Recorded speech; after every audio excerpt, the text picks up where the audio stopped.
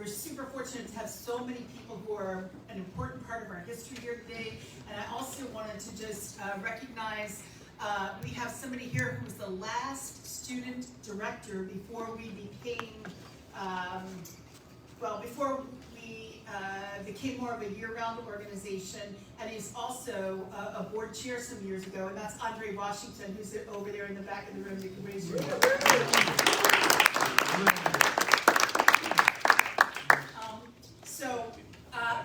I am so excited about tonight, not just because it's 115 years, but because when we get people together to talk like this, we're really sharing our history and of an organization and of the people who came before us and did such phenomenal work.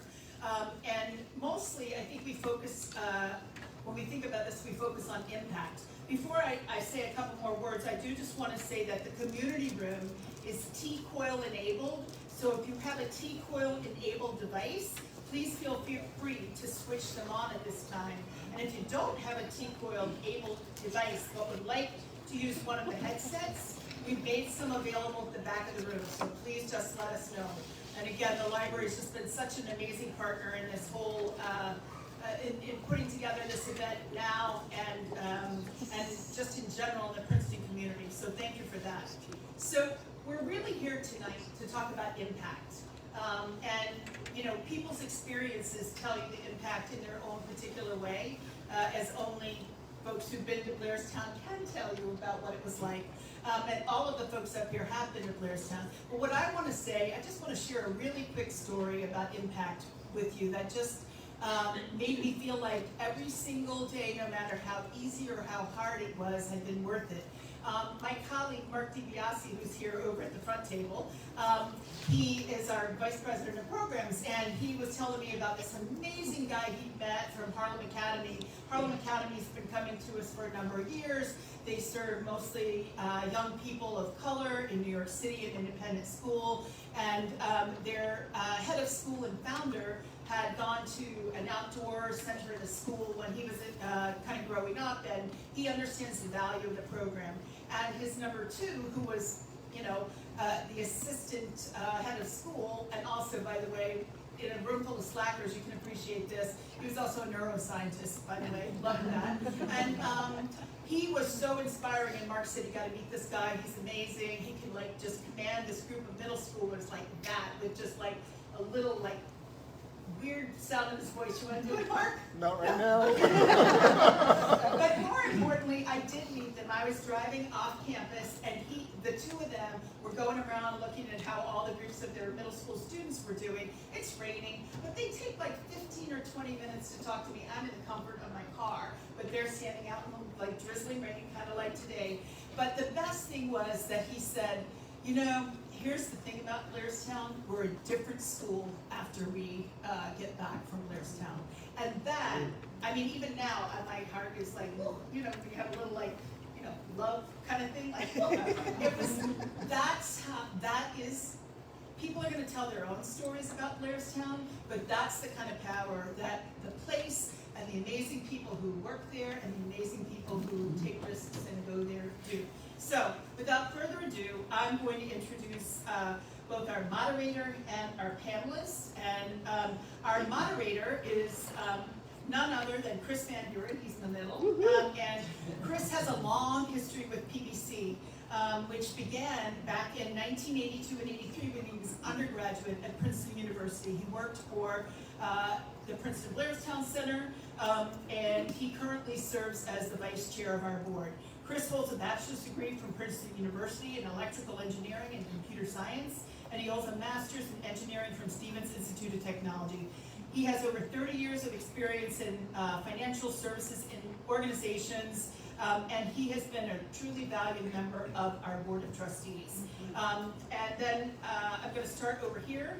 On closest to me is Louise McCants. She's a former PBC student participant and a graduate of Delaware State University with a long history of managing community programs in Mercer County. And today, Louise is the president and CEO of the Capital Area YMCA. So welcome, Louise, and thanks for joining us. Next to Louise is my colleague, Pierre. He's a Princeton native with a long history at PBC. He's a former student participant coming to PBC with Corner House, and he's currently a program manager for the Princeton-Blairstown Center. This is his 5th year as a staff member, and he's an integral part of the programming team overseeing our Leader in Training program for 2023. Welcome, Handy, and thanks for joining us. Next to Chris is Anthony Rivera, and Anthony was a Leader in Training participant this past summer, which means that he spent 6 weeks at PBC, working very closely with Handy as the Leader in Training program manager. And so Anthony's been to PBC 3 times before this with his school when he went to the Wilson School in Trenton, and he currently is a senior at Lawrence High School. Welcome and thank you, Anthony.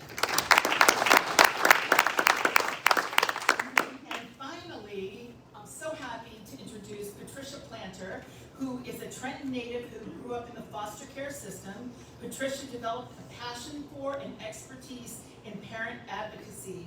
Leveraging her teaching experience, Patricia has worked in urban communities as a parent liaison to assist families with resources in order to support children, as well as to promote parent engagement within the Trenton Public School system. With over 20 years of grassroots experience working in community organizing and outreach to a diverse group of stakeholders, Patricia is currently pursuing a master's degree in social work. She's a former PBC student participant, and she currently is crazy enough. I mean, she's currently, we value her so much, she comes back for multiple summers to bring students back for our Summer Bridge program from with the Center for Child and Family Achievement, or CCFA. So she knows what hard work and heat is in a world with climate change. Patricia, thank you for being here and welcome. I'm going to let Chris and the panel take it away. Thanks. Thanks, Pam. Before I talk about how excited I am, I want to mention that, Pam, you didn't call me a young man. We're going to have to have a conversation about that. Anyway, I'm really happy to see all of you, really excited to see you, really excited to see this esteemed group of panelists come together for the night. So thank you for showing up. The weather's not great, but I think we'll have a great conversation tonight. PBC's been a part of my life for the past 42 years. Ever since I showed up at the Alumni Council House answering an ad in the Daily Princetonian and running into Ed Pinio, who was sitting right over there in the corner 42 years ago. I know you don't remember that, but it was a little while ago. And he was asking for students to help lead outdoor adventures at the Princeton Education Center at Blairstown, which is what Princeton-Blairstown Center was known at that time. So little did I know that answering that door would allow me to participate in the growth of the Princeton-Blairstown Center's mission and audience. Little did I know that it would bring me together with a great group of board members, having been on the PBC board for the past 15 years. And to extend that theme, little did I know that I would become so acquainted with Pam Gregory and the outstanding staff that she's brought together over the past 10 years to further PBC's mission as well as they've done. So first of all, I'd like to give a round of applause to Pam.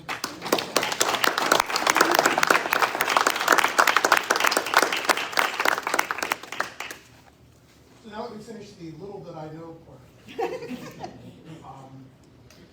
I was an undergraduate showing up at Blairstown in 1982, 1983. To know a little bit about when you were there, what your years were, and a little bit about what you were thinking. So, Patricia, what years did you go to Blairstown, and how many years were you there? I went to Princeton-Blairstown 1991. That was the year I went in the foster care system, and it was awesome. It was an awesome experience. And I've been back several times working as an employee with Trenton Public School on a day trip, and also as a camp director for the summer program. Actually having our youth from Trenton Public Schools come and have a nice experience on the camping site before. I think it was about 4 or 5 days. So, it's been a journey, it's good though. Yeah, yeah. So how long a trip was it for you when you showed up at Princeton-Blairstown the first time? It's like an hour and a half from here, right? So it's the first time in 1991. Yeah. Wow. I remember, I'm gonna just go by in terms of how I was feeling and everything. It was very memorable for me. It was excitement. It was kind of scary too, because born and raised in the inner city, when you come outside of your environment, you can have some different types of feelings that are uncertain. But when the thought of just me experiencing camp overnight, I was so excited about it. So I swayed back and forth, but at the end of the trip, I really enjoyed it. And I said, you know what, this is the place I want to come back to. This is the place I want to come back to be a camp counselor. So I knew someday that I would be back. And then there was another opportunity. It said, we're taking the Princeton-Blairstown trip. I forget what school I was working in at the time. And so I was like, oh my goodness, I have to go back. So the camping site looked different, but it looked even better than before. So each time when I hear the name Princeton-Blairstown, it's like, you know what, I have to jump on the bandwagon, I have to jump on this opportunity because I may not get it again. So I'm excited. I call the team, I call the family, and the journey continues, definitely. Yeah, it's definitely. So the time, yeah, it was a little far, but you know what? We do it all the time, it's okay. Yeah, it's out there, you know, an hour and a half, 2 hours, it's a little bit of a trip, but you can get excited as you kind of make your way. That's right. You start to see what it could be. Absolutely. So when did you start coming to Blairstown? How long have you been? So the first time I came to Blairstown was with the computer camp here at the Carl Day Field Center. At the time, I don't think it still exists now, but that was the day camp I was attending at the time, and that was one of the field trips that we had. So that would have been summer of '07 and summer of '08. Wow. Yeah, I think I remember that. Louise, how about you? I actually had to read the newspaper clippings I had to remember. So apparently it was 1986. And back in 1986, the school counselor, thought this would be a great place for me to go. They had a program at my school, which was Junior 3 in Trenton, New Jersey. And she said, Ms. McCants, you need to use your powers for good, not evil. And that summer changed my life. I had just ran away. I was a runaway, but I ran to my father. I had moved out of my mom's, ran away from my mom, and moved in with my dad. So my dad wanted me to do something. And when Miss Gray, I still remember her name, the school counselor recommended, he said, you're going. So it wasn't even a real option for me. And so getting up to Blairstown in 1986, as a young teen, like you said, coming from the city, only place we went was down south. That's how old I am. Down south meant anywhere outside of New Jersey. And so we would go down south, but going up to Blairstown was definitely much different than going down south. And I'll show some of the things that I have, and you all welcome to look at it, because we just saw that Mr. Andre Washington is in here, and this young man's name is on my certificate. So yes, that's how long, it is a keepsake. I was just explaining that it meant so much to me then that it changed me as far as my leadership skills. It was really all those exercises of the trust fall and, doing the Appalachian Trail, and then coming back, doing the Adirondacks, going to Maine, going, kayaking in Maine, and, it was everything. There's so many things in these articles that I had to flashback and say, wow, we really did a lot. And that's why I understand the name of my certificate was We's Y'all Trying to Kill Us in Kansas. Because I would always say that y'all trying to kill us. We would be gone for weeks, it felt like.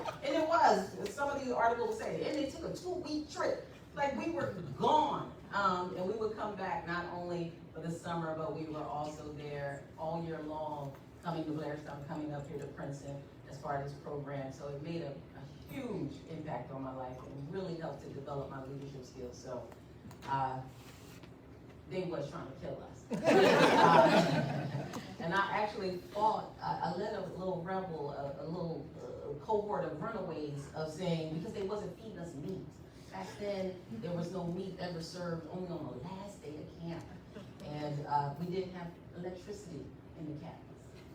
We had to use our flashlights for everything. The only place that had electricity was the dining hall and the bathrooms. Y'all trying to kill us. No, I have to, I want to highlight that to some of the current staff members that I've talked to who, said, well, it's time to modernize some of those experiences a little bit. I disagree. And actually, I think I probably knew some of the counselors that were trying to kill you back then. So Anthony, how did you learn about this? So, I first learned about BBC back in 2018. Well, mine's not exciting as the rest, but I remember I was in 5th grade. It was a few weeks before spring break, and my teacher was asking us. She was going over the list and asking, what are you going to be doing over spring break? And, everyone was, telling it will be going to the city, it will be going out of the country, and so on, I remember back at this time, I had been in this country for only a year and a few weeks. So I will, not something that I'm not really proud of, but I will, I don't have to tend to lie and, to impress and try to be part of the group. I remember that one time I was like, I'm not doing anything. And a few, after lunch, she had called me, and I believe maybe 6 or 8 more people, to discuss. I remember she gave us a packet, and honestly, my English skills back then weren't really the best. So I took the packet. I had no idea as to what I was jumping on. I just remember giving the packet to my mom, and I was going to sign it. Because that's how it was. Because can't really think too much about it. Because it was like something that I wasn't aware of. So I just told mom to sign it, and we'll see how it goes. Then next thing I know, I'm on a bus, about to leave for a week, and being the first time I'm away from home for 5 days. But when the first time being there, I remember it was great. There was a bunch of new experiences, which honestly I never thought I would experience because, well, from my perspective, there were things that only people who could afford them would be doing. But then someone like me was doing them. It felt like I was being part of it. And the first time that I attended, I remember that honestly, I still had no idea as to what was PDC. I believe I only enjoyed the moment. I didn't really thought about it. I just enjoyed the moment. Then during that same summer, my school, luckily, set another group in which I was elected to be part of. And that time, I really put more head as to what was PDC, how we will, how we managed to be here, and stuff like that, was still enjoying the moment. Then in 2019, it was the 3rd time that I attended. Sorry. I was already in 6th grade. So, I remember that we attended during the last week. And before leaving, just on the last day, it was around, I believe, 12 p.m. because usually all the summer bridge leaves around 3 p.m. I remember I saw a group of kids living in a white van. They were teenagers, like 17 or 18. And I remember I approached to one of them, asking who they were or what they did. And that's when I first found out the LICs. They didn't really give me too much explanation because, it was a teenager talking to a kid, obviously they were going to be too much invested into giving details. But, I knew about the LICs. And I told myself that it was something I would like to do in the future. Then 2020 the pandemic, so I don't know if my school was still on the group or not. But I was looking forward to going for a fourth time, but fortunately it didn't happen. This year, I think around May or April, I believe. So I remember with the LIT program, and I started getting trying to contact my old teacher, and then I found out the application was due February, so I was already over the deadline. But I talked to my teacher, and she was like, "Just let me know if you're sure about it." And I'm trying to reach out to Pam and all their connections to the PBC staff, and we will make it happen. Best decision I've ever made in my life so far. I sent an application. I think it took like 3 weeks to receive a response. Then I'm sorry. I'm on a math class, and then I received a message saying, "Hey, it's Candy from PBC. Are you ready for? Well, not you ready. Are you available today for an interview?" And I was like, "Yeah." Then we do around 3 p.m. and so on. And then I remember, talking to Candy as to why I was applying to the program, what I was expecting to, and so on. And the next day, I received an email saying congratulations. And for arriving to PBC, I found out that my application was the fastest one to be accepted. Less than 24 hours, while others took days and a few weeks, and others got waitlisted. So yeah, looking back at it, I did not regret at all being part of the LIT program. I remember I told Candy on the last day that the 6 weeks were amazing. This was the first time that I felt like I was actually living and that I was doing something with my life. I wasn't like, I'm not gonna say that I found my purpose in life, but it's already shaping my way. Because I was introduced to new experiences that, honestly, if it wasn't for the people who like constantly donate to PBC, I know it's something that wouldn't have happened at all. And I'm really thankful from the heart to those people, because these people who donate and help to make it happen are the ones who are going to be changing the world, providing new opportunities to the kids who are being part of that impact, And at the moment, I can tell that PBC, being part of the LIT program has shaped my leadership skills, my public speaking, and so on. Because right now I'm in front of such an amazing crowd, and I'm not shaking or asking for a minute. And I was telling Mark that one of the best things that happened this summer was that I learned how to swim. I remember talking to Mary, the lifeguard of PBC, that I've always wanted to try out for the swimming team of the school, but I did not know how to swim. And during the 6 weeks, we were able to swim twice a week. Unfortunately, I believe we only swim for 4 weeks because lifeguards weren't always available. But I somehow managed to learn how to swim, or is what I believe. And last week, I just submitted my paperwork to try out for the swimming team, which is gonna happen on the 17th of November. So I can say that that's one impact that PBC has made on my life. Because if it wasn't for PBC, I would never have learned how to swim. Before coming to PBC, I was, not saying taking some classes, but they took 3 classes, but they were really expensive. It was $60 per class, per hour. So it was something that I couldn't definitely afford. So, being part of PBC definitely made that impact. And it also, taught me how to be more, I don't know how to describe it perfectly, but to think more about my surroundings. How can I include everyone, make everyone feel welcome? How can I take a piece of something and divide it into different categories for everyone to be involved and feel welcome, which I think is the mission. Well, I'm not gonna say that's the mission, but it's something that PBC does perfectly. Makes everyone to feel welcome and unite. No one is left apart. And at the end of the day, everyone shares a great moment. So, yeah, being part of PBC is definitely one of the best things that has happened so far. And I believe this is what they call the butterfly effect.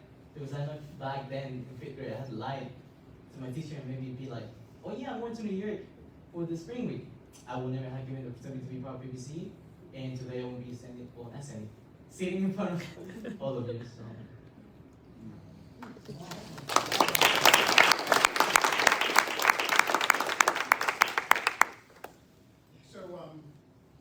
Basically, the moral of the story is to let your mother sign whatever you want to get you started, because clearly, you know, she was a factor in getting you to start, and you've certainly taken a huge advantage of it, and, you know, thank you for telling us that story.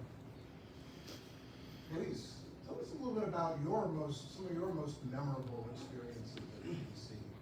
It didn't have electric notes. It didn't involve electricity. I did become I think they call it CIT when I was there, and you just said the education center, and you just reminded me it's on my certificate, it wasn't just PPC, but I became, so from '86, I kept going back until I graduated in '88, and then that summer I became a CIT, a counselor in training, and that was memorable for me because I got to hang out with the Princeton grads.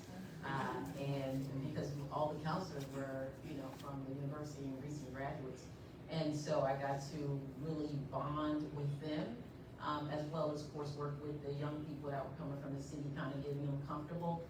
So that just helped my leadership skills even more, and really gave me that itch to go to college. I mean, I had, you know, aspirations, of course, to go to college, but just being around all of those Princeton grads just made me think back, and I'll do this very quickly.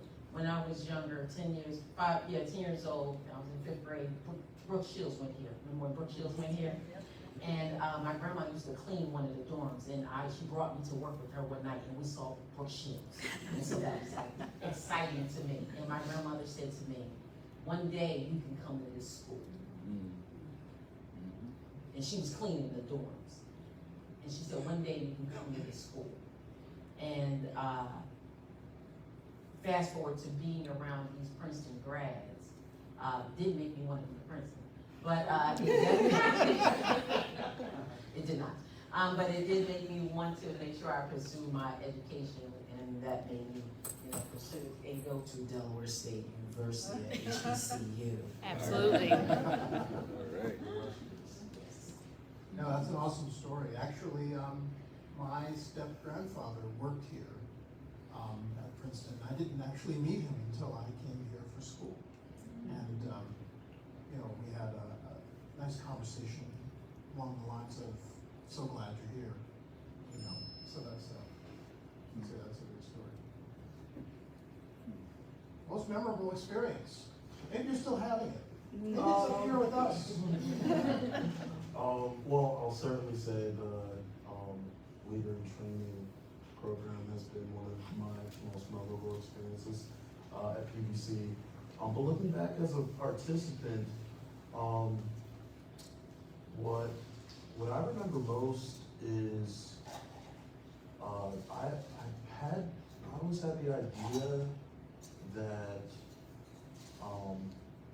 camping and outdoor recreation was was sort of a white thing. And the camp that I attended, most of us were people of color.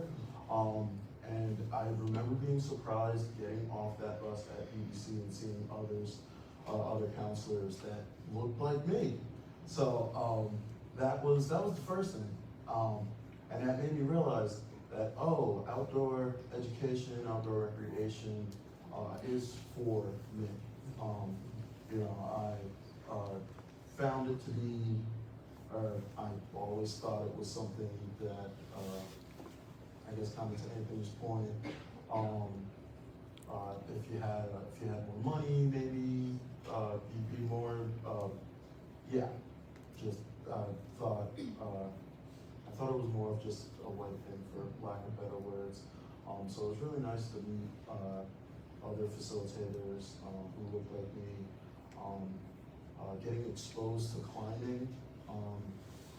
There are so many things at Princeton-Blairstown Center that I would see and think to myself, I don't know if I can do that, right? But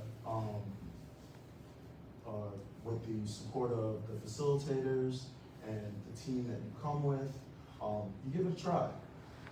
So I was able to exceed my expectations when it came to the climbing or canoeing. Even playing sports like basketball and volleyball.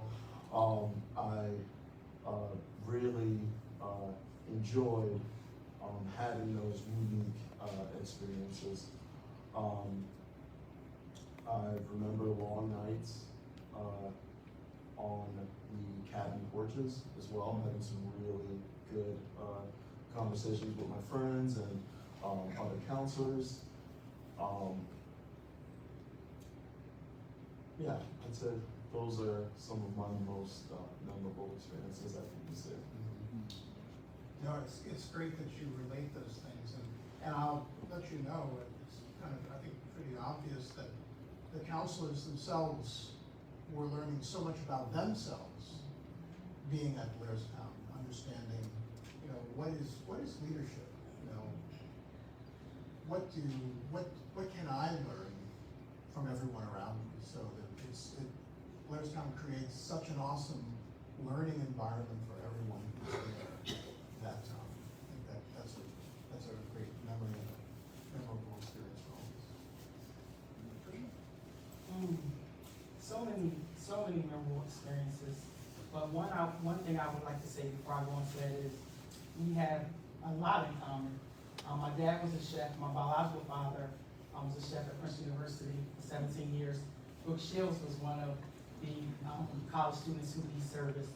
So that was my little secret for my couple over there at the table, is that my connection is my biological father worked at Princeton University, and I attended the games, the Tigers versus all the other teams. So that ignited a flame within me to want to be a part of anything that had to do with Princeton. So, and I carried that with me, but my most memorable moments was how the staff made me feel. And the staff at Princeton-Blairstown just go above and beyond. And even in 1991, when I was a camper then, and throughout the years, each time I visited, it's just the same amount of love and appreciation and gratitude that is just spilled out from them. Mark and Pam and Meredith and Holly, and the list goes on. I mean, everyone. And so my first memorable experience me making chicken, Alfredo, you're right, there was no meat. So I was like, oh, Patricia, you can make Alfredo. So I remember actually making that outside. That was my to-do for dinner that night, and actually going down the trail and getting water, and that was an experience for me, and learning about the tents and actually seeing the cabins. But when I went the first time, we didn't stay in the cabins. We were actually outside in the tents, so that, and it was raining, but it was very memorable for me. And also, one of my biggest memorable moments is more or less just gathering students and really seeing who was interested in going, and encouraging those who've never left Trenton to go to sign up. So, and then when they get there, just seeing their faces, seeing all their smiles, seeing how Princeton-Blairstown staff engages with the students, just really, made me very, very happy. So really, honestly, all my memorable moments is really how the staff made me feel and made our students feel, and we felt welcome. And there's so many, so don't have enough time for everything, but I appreciate the staff tremendously for the opportunity. It goes above and beyond. So thank you for that. So I think we all probably have in mind perhaps a challenge, though, that we had to face, right? Something that, it sticks with you, that you thought, when you first saw it, that's never gonna happen. Yep. What was it? Absolutely. And I think it would be more like I never thought it could happen, because when you experience trauma and you have to channel it in a way in which is beneficial and where it doesn't affect others around you, and learning coping mechanisms and different leadership skills, and not just learning them, but also knowing how to utilize them, and your support system around. So a lot of my sharing, you'll notice, it is around growth, leadership, just overcoming trauma, because at some point, that played a major role. And Princeton-Blairstown actually helped me as a leader. That's why I said it goes back to how you make someone feel, how they made me feel. So those positive experiences, it really helped me thrive and to learn my purpose as a leader with the youth, especially. So the opportunity, when it was given, of course I took advantage of it, but I never thought it would happen again and again and again, and happening right now. And congratulations to 115 years. Because when it was told to me, I said, oh wow, really that long? So you definitely have a great reputation. The word travels very fast and very far. And again, I'm proud to be a part of the team. And it's definitely a great opportunity. So, and it's shocking because a person like me, even back then, up until now, you never really think about that you'll get the opportunity to sit amongst strong leaders with imperfections, and that's willing to mentor you, willing to guide you, willing to pour into you. And I believe in that positive pouring. The negative pouring, I don't accept. I only accept the positive pouring with spots and blemishes. So the opportunity is definitely great, and I definitely wish I over the years come back and back. Yeah. Awesome.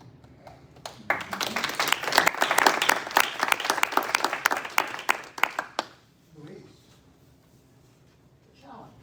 Something that, you look back on your time at Blairstown and you think, I have no idea, other than people trying to kill you, I have no idea how I got through that.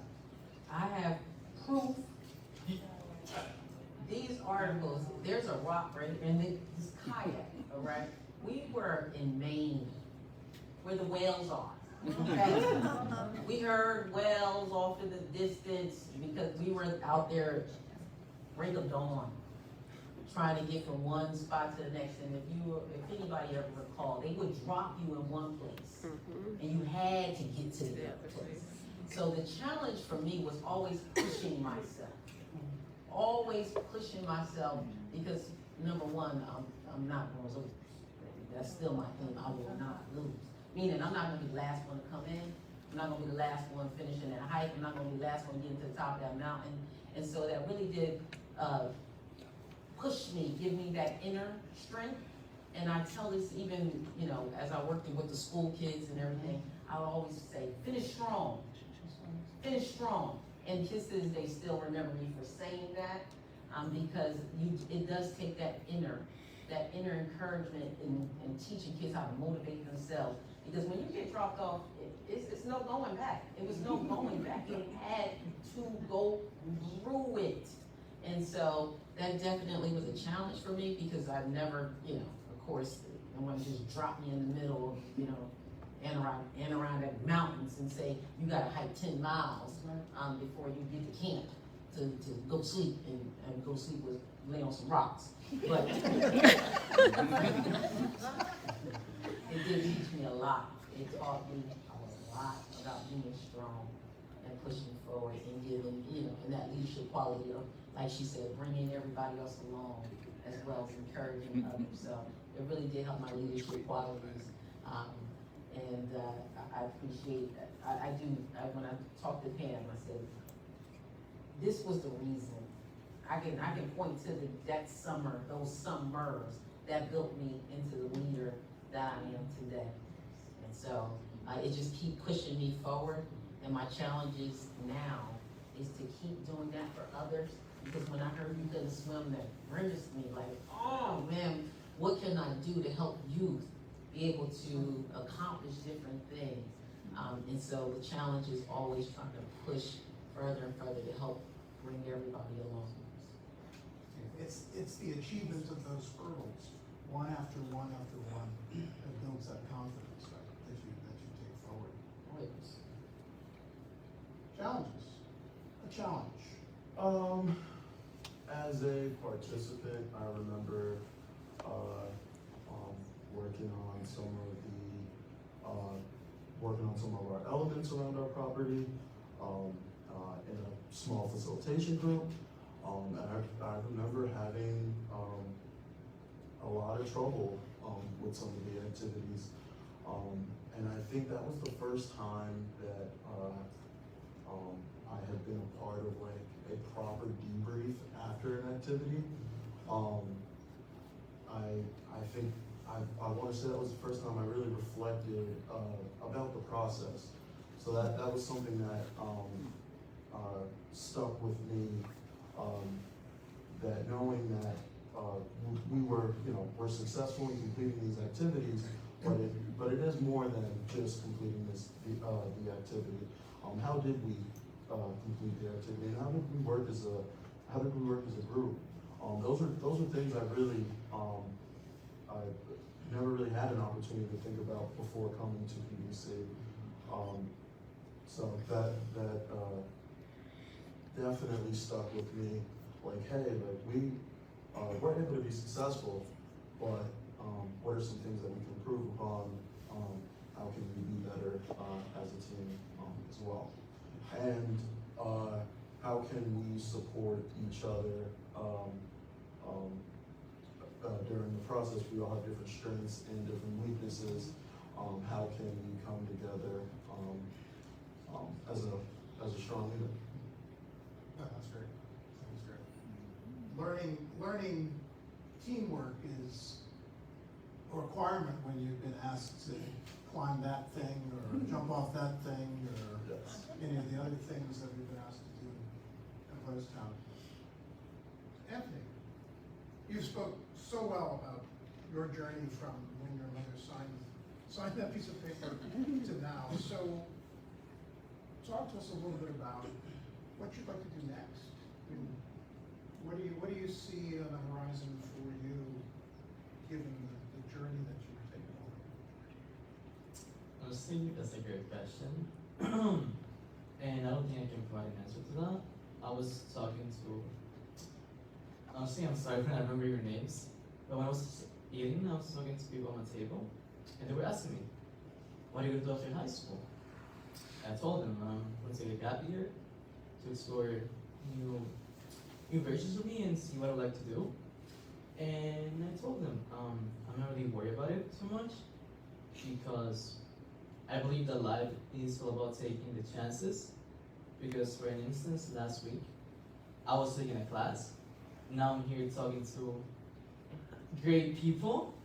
So instead of worrying too much about what I can't handle, I'm worrying about what I can do. So when it comes, I can handle it.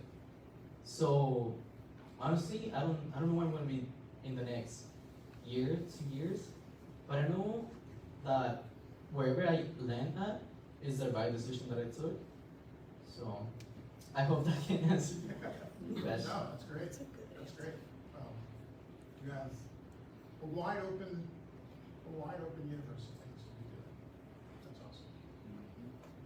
So, I want to talk about the things that we've learned at Blairstown that we pull on in our day-to-day. And I'll give you an example from my experience. It was a lesson about how to delegate, actually. So I remember when I was there as a camp counselor in '82, and we had just gotten back from a trip, jumping off something, or whatever. And we needed to figure out, the leaders needed to figure out how to be most efficient with the time of our team in our group. And so thinking about how to figure out, well, you're great at this, so why don't you do that? You're great at this, why don't you get to go do that, and so forth. That was the first time that I had ever been in a team where we were delegating different activities to each other. And 42 years later, when that happens, I remember.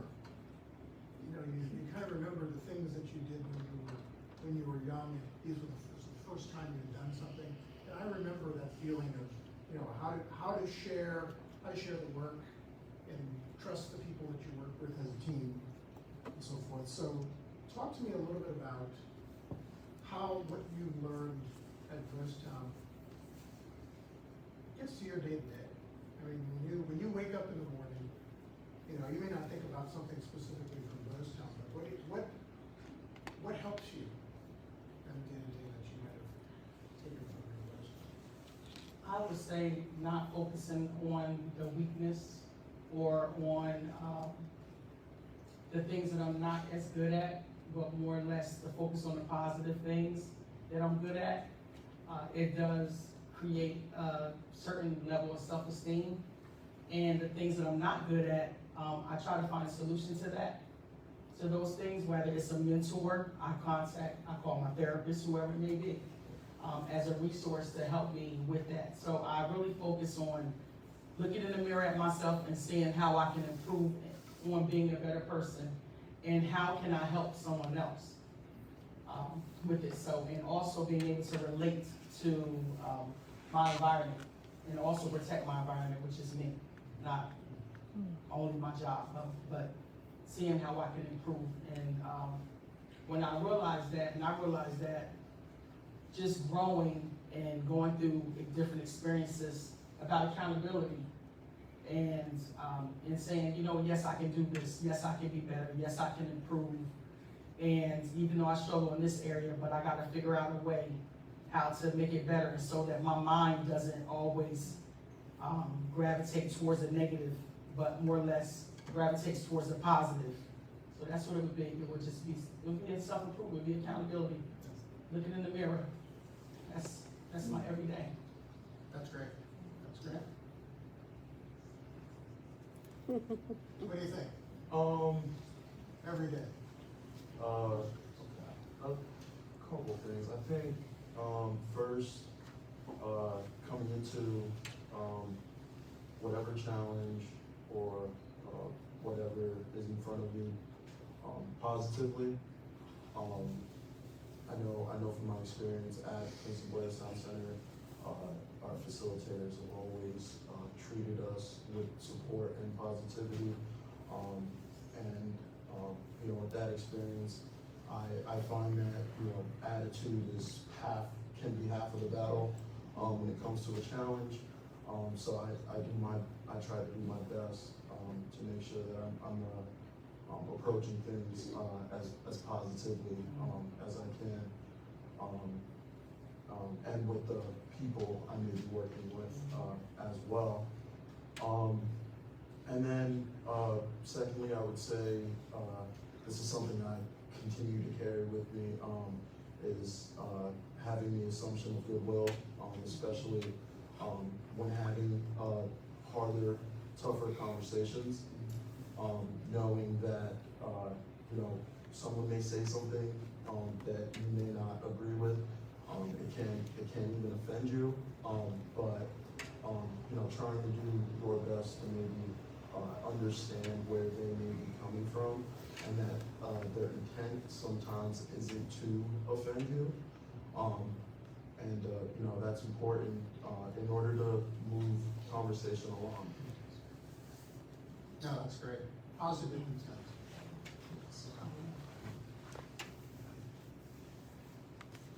Well, my another model besides finish strong is teamwork makes the dream work. Because I work with youth, you know, I took a route that was money driven first out of college, but you know, the calling to work with kids over the last 20 odd years was definitely rooted in this. And I'm not just saying it because one is camp, because this summer we had kids kayaking in the pool. Okay, because I always want the kids, I always say to the kids, because I'm tell them I'm the CEO, you can touch. I'm from Trenton. I work in Trenton. We serve Trenton, Lawrence, and Buren. And I'm always telling all the children that I'm you. I'm that little kid. So I want you to have these experiences. So kayaking in the pool, then we took them to the canal to teach them how to, you know, kayak and canoe in the canal, is based in the things that I used to do, because I want to give them those experiences. And it's right in their own backyard, because it's beautiful right there in the city, that canal and the river. And so just doing that like you said, is it rooted? Yes, it is. Because I always want those children to have those experiences. And at the Capital Area Wide, you're welcome to support this efforts. Because I am the CEO. No, because it is, and that's what it takes. Like you were saying, a shout out to the people who support, because it did make a difference. It definitely helped to build who I am. And that's what I'm trying to do to the next generation. So this is where it all connects. The impact goes down. So just know that, like you were saying, the butterfly effect, it all goes hand in hand. We're tied together. We all need each other. And those experiences that we had, now that we're adults, we can pass it on to children by just speaking to them about it, or just in having the impact of showing this young gentleman, your name is on my certificate, and I still have it. I still have it from 1988, and it meant a lot. It means a lot to me. All right? So just know your impact is, everything you do can possibly have an impact on somebody else. And so that's what I'm continuing to try to do. That's what I wake up to every morning, trying to do. Just being Louise McCants, and then of course being the CEO of Capital Area YMCA of Trenton, New Jersey. That's her doing the Lawrence as well. Yeah, I think that one of the most impactful lessons that we learn is to pass it on. I think that you don't get to be 115 years old with a sense of history, but also with a sense of the future, if you don't think about how you pass it on. So, as we wrap up, I want to hear from each of you a story that you'd like to tell this group of people. Something about yourselves, something about what you learned perhaps at Blairstown, or built on that. Something that helps you help them pass it on, if you will. So, volunteers to start off? Go. So when I came to PBC as a facilitator, I really wasn't much of a climber at all. Wasn't really comfortable with high ropes. But exposure, my exposure to the high ropes got me feeling a bit more comfortable, right? But there are levels. So once I started feeling comfortable climbing a bit, well, now it's time for rescues. And now I'm back to square one, sort of scared with that. And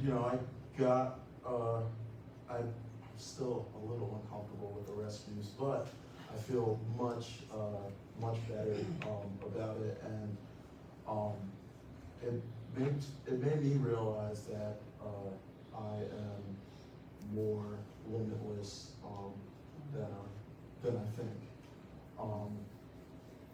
I mentioned it earlier. There at PBC there were so many things that I just didn't think I could do, right? And then you try it, and you surprise yourself. It's important that I make sure that I remember to take the time to try new things, and to keep an open mind, and try not to limit myself, try not to come into it thinking, try with a certain expectation or a lower expectation. I am capable of exceeding my expectations, and it started with climbing. Awesome. Who's next? I'll read you a little excerpt from the newspaper. In regards hiking, it's just gonna be fun. It said we were on the second mountain. They were like, "Yeah, this is the one. This must be it. We'll be going down now." Walked up to the top. Oh, that ain't it. It's over there. That ain't fun. We had to practically rappel down the mountain because it was so steep. Had to hold on to the vine. It started to get dark, and we were sitting there, no water, 2 little flashlights, By the time we got to the brook, it was completely dark. We couldn't see anything. Everybody was tripping. Trying to kill me. I like it. But they didn't kill me. Anthony, you shared so much with us already. Any final words of parting wisdom? Yeah. This is a recent story. On last week at BBC, there was this activity called Target Drug, which I don't know if the name is accurate. I'm not really good with names. But it consisted of climbing 40 feet in the air and then jumping. And I remember almost no one was afraid of doing it. But then when I got to the top, like for me, climbing is not a big issue. I've never been afraid of the height, so I think I climbed within like seconds. But when I got to the top, and I think Andy knows this too, I started shaking. And I think I spent probably like 7 minutes on the platform, deciding if I wanted to jump or not. But then I realized I was the only one in control of my life, and the only one who decided how he will mess it up or make it great. And that moment I realized if I didn't jump, the next day I would be sad because I didn't do it. But if I did it, then I was already succeeding. And just the fact that I was thinking of it was already making me a winner. Because I could have backed up, but I decided to stay there because I knew I would eventually do it. But it wasn't until I realized that I was the only one in control of myself that I got that. I mean, I don't know what's the word to use. That I got, the feeling of doing it. And after I did it, it was great. Because, most of the time people are afraid of jumping into things. They don't know what will happen after. They don't know how others will react towards it. But I feel like the most important thing is to how you will feel about it, not how will others feel about it. Because, it didn't matter to me if others jumped within seconds. What mattered to me was that I did it, and I didn't stay back. So. Very nice. Patricia, bring us home. Mine would be the garden. And it actually surprised me, this last journey with bringing 79 students to Princeton-Blairstown, Mr. Mark, right? This past summer. What an experience, what a journey. The garden that was there, I didn't even know the garden was there. We went to visit the garden, I was like, oh my goodness, and the students were amazed. And they're like, we eat this we really do eat this from the garden? They're looking at everything that was growing there. And I said, yeah, I believe we do. I'm almost positive we do. But just to see the faces of the students, of the campers, and the comments they were making about how nice the garden was, and they didn't think that a garden would be at the campsite. So, so that was just real, more or less, just one of the biggest moments for me and for the students because of the conversations they were having. And we spent a lot of time actually at the garden. And then as you know, we hiked down, there's a tree with berries on it. So the tree with berries on it actually brought me back to living in Trenton, and we used to eat the berries off the trees. So yeah, Mr. Mark, you don't get me. So they let us eat the little berries off the trees, but the students were just amazed by that as well because they're like, wait a minute, you know what? I think we have berries at home. We eat the berries off the tree. Those two moments for me really, made me smile, and it really made me pat myself on the back and say, you know what?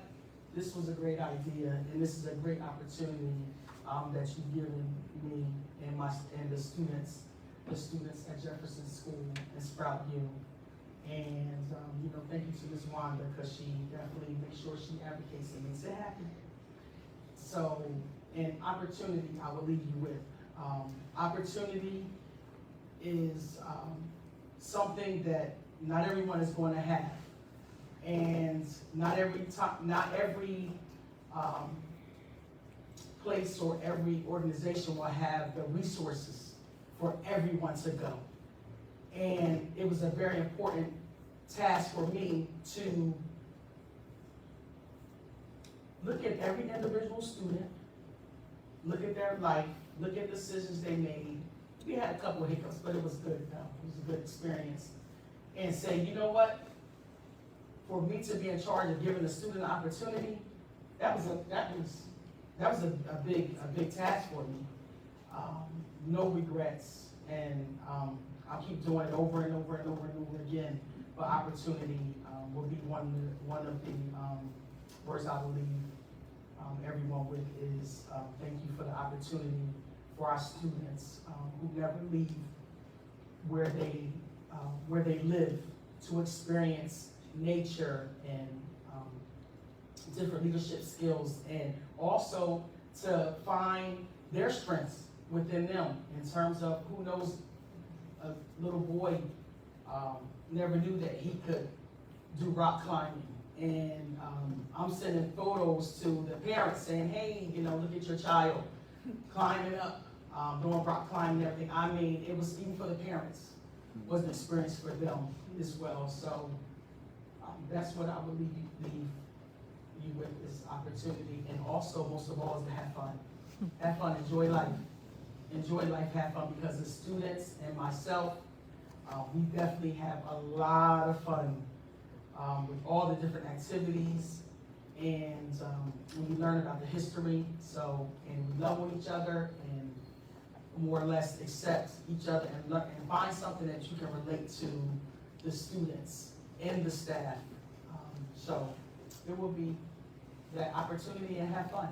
Those will be my 2 words. Awesome. I will leave everyone with. Awesome. Thank you. Let's hear it for the panelists.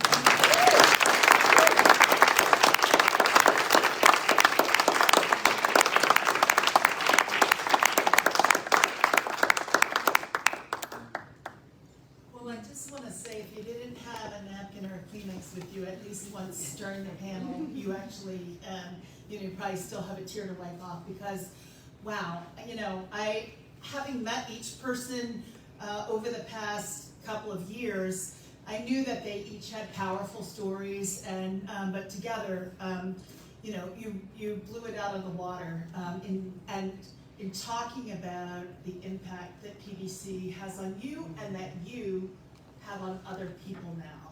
And so, I often have this conversation with my colleague Meredith, that when, particularly our parents, but maybe even when we were growing up, when people talked about our kids, it really did mean the community. Mm-hmm. And sometimes in today's world, more often than I would like to admit, when people talk about our kids, it means my kids. Mm-hmm. Like, how are my kids getting ahead in the world? How are my kids going to get into the best college? How are my kids going to get the best job?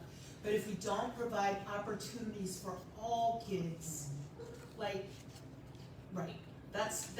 that's what PBC does, and that's what pretty much everybody in this room has done as donors, as people who worked at PBC, as people who work out in the field, making opportunities available for all young people, leveling the playing field so that it's not just perceived. The outdoors isn't just perceived as something that's available for white folks or for people who have more means. And more than ever, if you believe, as I do, but not all of my colleagues do, that we live in a world where the climate is changing, then you absolutely need everybody to understand that and have access to it, and then to be able to advocate for their communities, for themselves, for their families. So I do want to wrap it up, and one important thing I have to say that's more important than anything, because one of you is going to have a difficult time getting out of here. Someone dropped their parking ticket this evening, so if you did, please see me afterwards. Finally, I do just want to really thank each panelist. I think pretty much 4 of them, 3 of them worked all day today in their day jobs and came here this evening. One of them happened to be off, I know, because I know his schedule, and the other one went to high school today. So you could have been anywhere. It's a really crummy night. Thank you for sharing your story. of impact with all of us, and you inspired me to continue to do the work, and I know that you inspired everybody in the room. We do have a little something for you, so don't rush off. We just want to have a little something of thanks, and I'm sure a few of our panelists will want to chat with you. I mean, our audience members will want to chat with you, but can we just have one more round of applause for our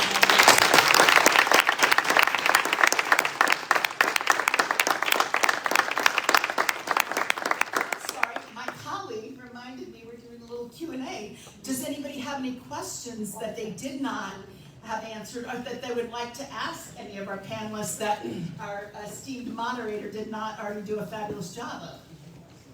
Anybody? We'd be happy to take any questions. The moderator was amazing with their questions.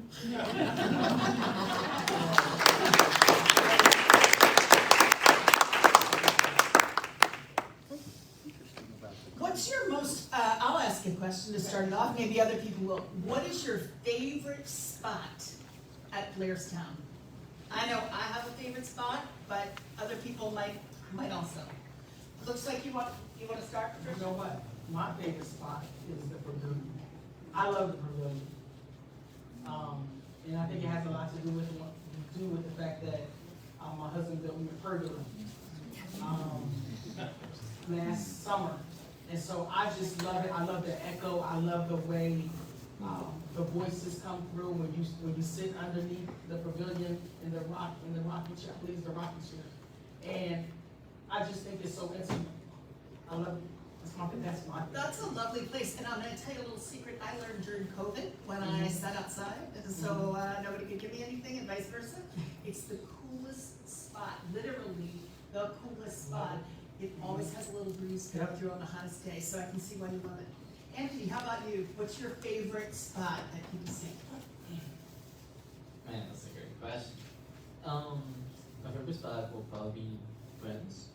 And it's because it's the place where we spend the most time.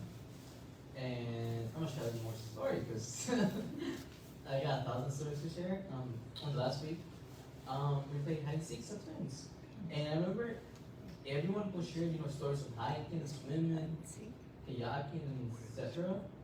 But something so simple, just like hiding, and someone seeking you, made everyone like laugh and realize that it was already their home, because we all came together just to share the moment, So I feel like we made great moments in every activity, but at Twins, it was where we were more than a family, So. And it's a mighty beautiful spot, as a lot of people can attest to, right? You look out on the lake. Beautiful. How about you, Chris? What was your favorite spot? Wow. My favorite spot would have to be smack dab in the middle of the lake. I think that's just an awesome view because you've got a little bit of distance around you, and so you can take in the entire landscape. On the right day, it's so calm and peaceful. Yeah, I could sit there for quite a long time. Nice. What about you, Handy? I have a couple spots. I'd say the porch of our library has a really beautiful view of our lake. So it's very, very relaxing. I really enjoy that. And then my other favorite spot would have to be the football fields at night. Yep. When the stars are out. Both incredible choices. Good, Handy. How about you, Louise? That was a good one too, with the football field and the lake. And maybe somebody can dispel it, because I used to love the lake, but we used to call it Camp Crystal Lake. Yep. Back then. You too? Okay, like they filmed the scene when she came out the water, right? I'm sorry. But that was the thing. I mean, this is the 80s, so this was the height of Friday the 13th. So I survived Camp Crystal Lake. Well, I do love that, and Novi Bosco, where the film was mostly filmed, is down the street from us-ish, street, road, whatever, there's no street. But anyway, and if you don't know, if you have nothing to do on Friday the 13th, do go to Blairstown because there's quite a to-do with people in costumes and reliving everything from the movie. It's pretty unbelievable. It's a little something I got a snapshot, although I've never done the full experience. Other questions from our audience?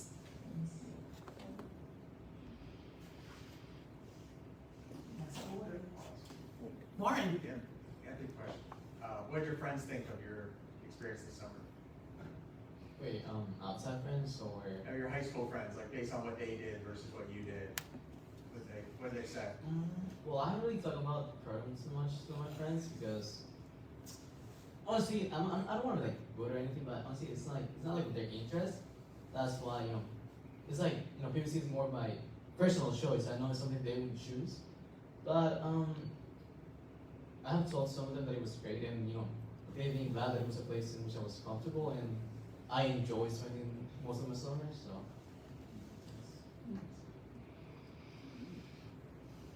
Tom? I want to drill a little bit deeper into the place and the activities, and I think there are a lot of different ways where you can build leadership, build self-esteem, challenges, but what is it in particular about being at the end of the rope, having a backpack on, having a paddle in your hand that what is the power in those activities? What is this particular? I mean, why there? My point is, what you could work on some of these same skills right here, right outside here. But what is it about the physicality of it? I think, and take that wherever you want to take it. That question. I'll take it to being a city kid versus survival skills in the city is different than survival skills at PDC. Yeah. All right, it's totally different. Like some people can never survive in the city, as far as the challenges that they may have there. Whereas a city kid, because most of the people that were coming during my time anyway was coming from the city, so you survived a whole bunch of stuff that people will never understand and never have to face. But then you go into the woods, as we just call it, the woods, and have to do those survival skills that are life skills that if it all went to whatever, then you can take those skills because you learn how to build a fire. You learn how to get spring water before they would bottled water. Now I'm pre-bottled water because we had to use the canteen at the bottom of and just stand there for a while until you got the water. So using that made it more memorable and more ingrained in you because you really basic survival. That was survival skills. That was totally different than those traumatic skills that you had to survive just being in the city. So that's why it ingrained and that's why it meant so much more and felt so much different. Anybody else? Patricia, you want to speak to that? Yes, I agree with that. I think the physicality part of it would be more or less of the mindset at the time. So when you're in the city versus going into the camping site, on camping site, it's like a totally different energy that comes upon you. Like when you're in the woods, it's like you take all that you have or all that you've gone through, like all that energy, and you're just like, wow, this is new, this is cool, this is exciting. I gotta go do it. I gotta do it. I can do this. So I do think it's just more or less of the mindset at that time as to your location. And you know that when you're in the woods, this is what you're doing. You're rock climbing, you're doing all different types of activities versus you can do them where you live or in a different setting. But it's totally different when you're in the setting in which that's what's being done there. So, or that's what, it's naturally done. Or the fact that you had to get from one place to the next, and you had no choice. There was no, somebody come get me, It was no turning back when you was up at the top of the mountain. Yeah, yeah. You had to keep going. And it's even better when everyone else is cheering you on. Yeah. So that adrenaline, that self-esteem, everything starts to activate. We It were gets, you know, leave no child behind. Yep. We were before leave no child behind, because nobody ever got left behind. I mean, in y'all experiences, nobody got left behind, right? Somebody, they will always get that person That's all right. the way over That's the right. top of the mountain. Yeah. And the view from the top is so much so beautiful, so. Yeah, and when you do it and you accomplish the goal or the task, then it's like, I wanna do it again, and I wanna do it again, and I wanna do it again. And even if I don't succeed, I'm still gonna try it again. So, you know, it's definitely, it's a different headspace, for sure. I know for me, totally different. Anybody else wanna comment on that? I would just say one other thing, besides, the place or the physicality, is you could be canoeing, or kayaking in your pool or out, you know, on the canal in Trenton. But one thing that's a little unique about PBC is you're gonna be with that group that you've been building a bond with for a week or 2 weeks, or in, I think some of your cases, you know, up to 6 weeks. So that makes it quite different, that team going through all the stages of team formation, and then as you said, that team, your family cheering you on and making sure you get through it. You know, whether you jump off the target jump or not. My cohort was together for 3 years. We That's were together amazing. 3 years, not just in the summer. We did winter, fall, spring, we did all year long, 3 years. Same cohort, And it still didn't kill you. same kids. Oh, we have an online question, that's exciting. What's one word that you hear that takes you back to your time at PBC?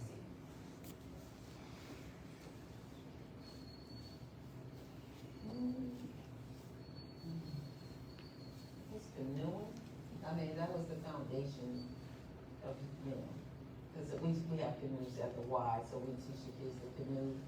And so that every time I see kids in canoe, it just immediately take me back there and all that arm strength you really have. For me, it would be inclusion. There's always an option for everyone, and do not let anyone be behind.